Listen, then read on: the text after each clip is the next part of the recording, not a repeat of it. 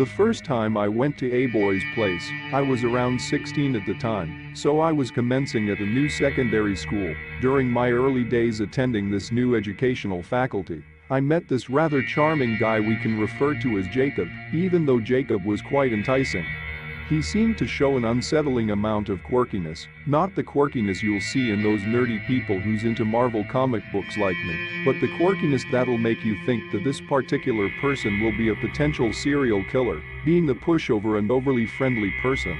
I put that aside and became friends with him.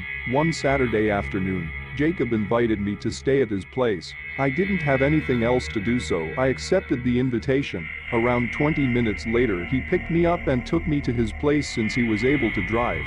Upon arrival of his house, I took a look of the property. It was out in the bush, a big property with the main house which his parents and sister lives, and a granny flat around 10 meters from the main house where Jacob lives by himself. I checked my phone for the time. It was around 5 in the evening, and I noticed that I have no reception, which is strange because Telstra, the phone company I'm with, is very good with their reception, and normally I can get decent signals when I'm out in the bush when I go to see family.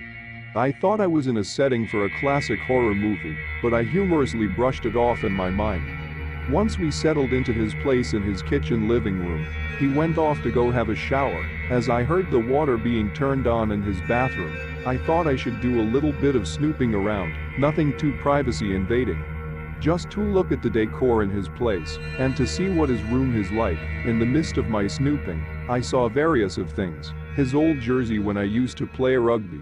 A few artworks he did since he's an art student, and a photo booth style photo of him and his ex, which I kind of got jealous about, since I had feelings for the guy back then. The creepy part though was his room. I was stepped into his room. At first it seemed normal, bed with a nightstand, desk with high-tech computer and camera, stuff like that, but as I looked around his room, a half-open drawer in his nightstand caught my attention.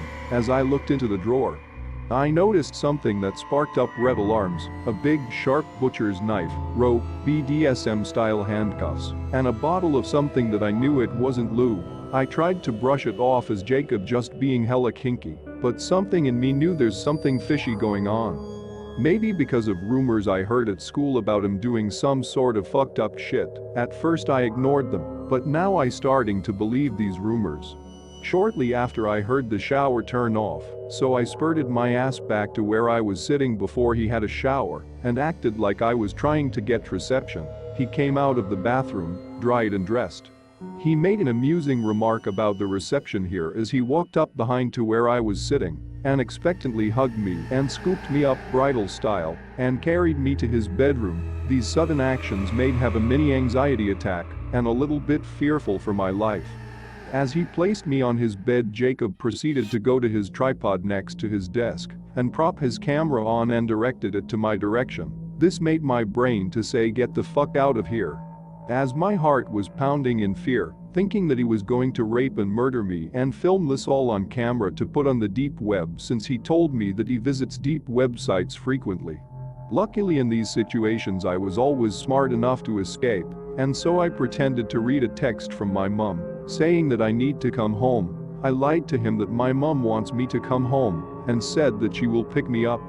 I apologized for my unforeseen leave and bid him farewell before I rushed out of his property. Once I was out of his granny flat, as I was 2 streets away, I called my next door neighbor to pick me up since my mum was out of town that night.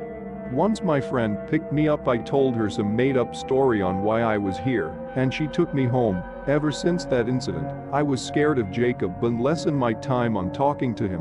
After he graduated, I blocked him on all contacts and never talked to him again.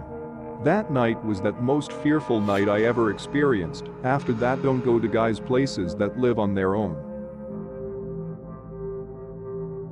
Thanks for watching. If you enjoyed the video, hit that like button to support my work. And as always, enjoy the fear, my dear.